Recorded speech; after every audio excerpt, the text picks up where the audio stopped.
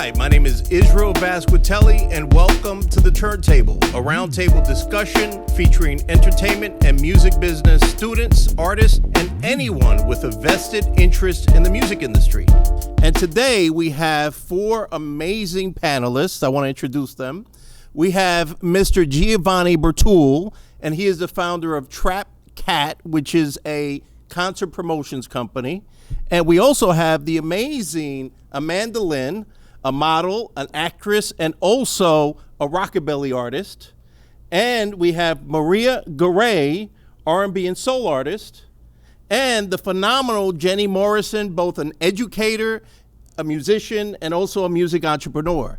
So today's theme is working with venues as artists and booking shows. So let's go ahead and get to the first question. So obviously, most artists dream of getting in front of as many people as possible, maybe in an arena, in a stadium, and making tons of money. So you have to start somewhere, and typically that somewhere is a free gig. So I love to kind of go around and learn your perspectives on what type of free gigs are worth doing and how you make those decisions. So who wants to start? I can start. Well, I think free gigs are a necessity because you can practice all you want at home, but that live experience is something you can't get anywhere else. So looking out for places with open mics just to get your nerves out and get that experience it's crucial. I agree with Gio. I think that on-stage time is worth 5 times more than any other practice time. Your adrenalized cortex helps you process those neural pathways in your brain so that you get better at performing live the more you do it. Yeah, to add on to that, I think open mics and anywhere you can just get on stage and perform, like practicing being in front of a crowd and like your stage coordination is definitely a key to practice. And yeah, I agree. I think part of what has made me the performer I am today is all of the, I have a bit of a theater background, so like all the times I did community theater and all that, like that builds up to getting the professional gig.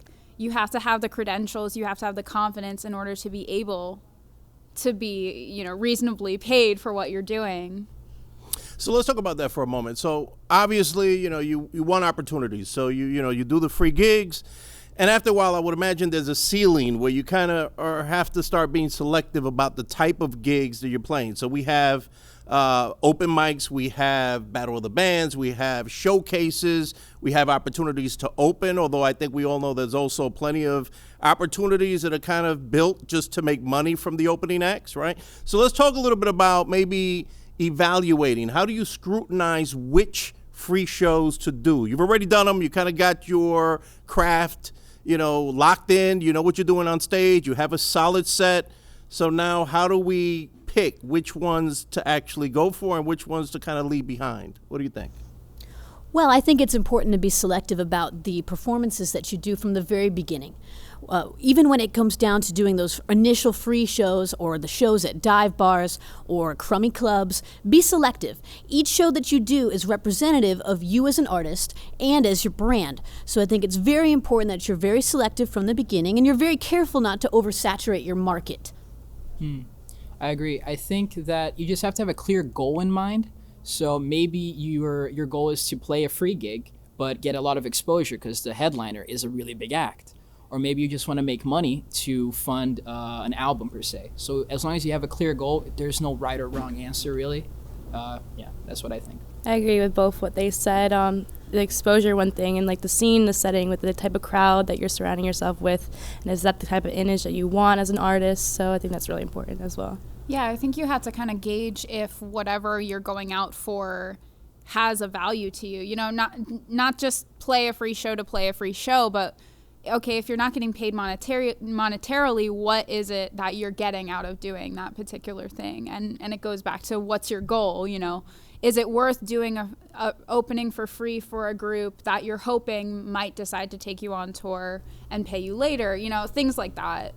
Indeed. So that's a great segue to, how do we, if it's not monetization, how do we get value out of these gigs? So if you guys don't mind maybe sharing some tips as to how you might make it worth your time and effort and your art to actually go out there, do a free show, but you're getting something in return other than the experience? You're getting something, even if it's not money. What else could it be?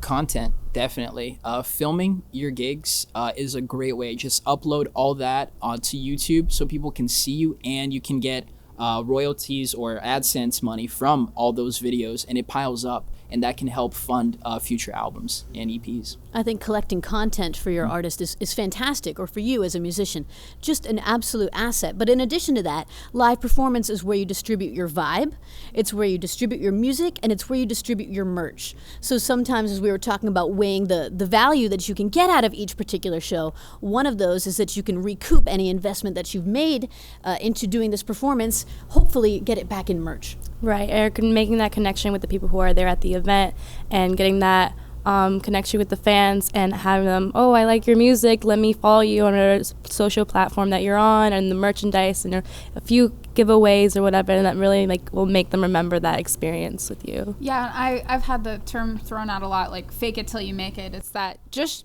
the very act of showing people you're doing things shows you're serious about what you're doing, that you're committed to what you're doing and have dates on your calendar, that you're not just saying you're a singer-songwriter and not doing anything with it. Indeed. Speaking of that, I mean, what kind of tools do you recommend? So obviously we have a plethora of platforms online that cater to independent musicians. We have places like Sonic Bids, where you could create an EPK, or Reverb Nation, Bands in Town. What are your thoughts, or maybe what are your suggestions for tools to use to help bridge that gap between, just playing and playing to get paid? What do you folks think? Well, I think that the number one thing you need to do first is to have a product, essentially a lot of songs. And once you have at least 15 songs that you can work with, then you can start thinking about creating an album, maybe releasing it through TuneCore, CD Baby, using those tools to get a nice distribution and get your music out there, essentially.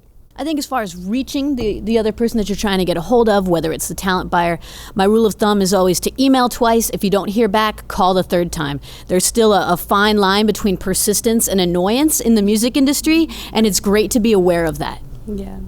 That's cool. You don't want to come off as annoying or anything, but being persistent and making sure that you make those connections and be able to perform in those places.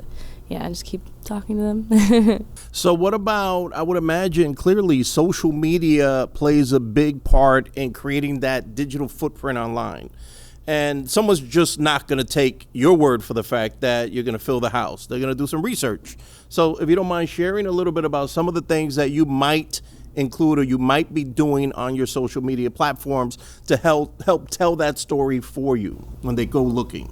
Right. I create a lot of music and stuff, and I do a lot of music things online and everything. And I feel like people are, yeah, she can sing good or whatever, but it's like I feel like they don't really know who I am as a person. I feel like putting my personality, who I am, can also attract those fans and to get me to know me on a personal level. So I'll do starting out with blogs and vlogs and stuff where I'm recording kind of like a day in the life, and the people can actually get to know who I am and just do fun bits and stuff, or pranks, and they get that kind of vibe from you, or it's oh, okay, I think she's pretty cool or whatever.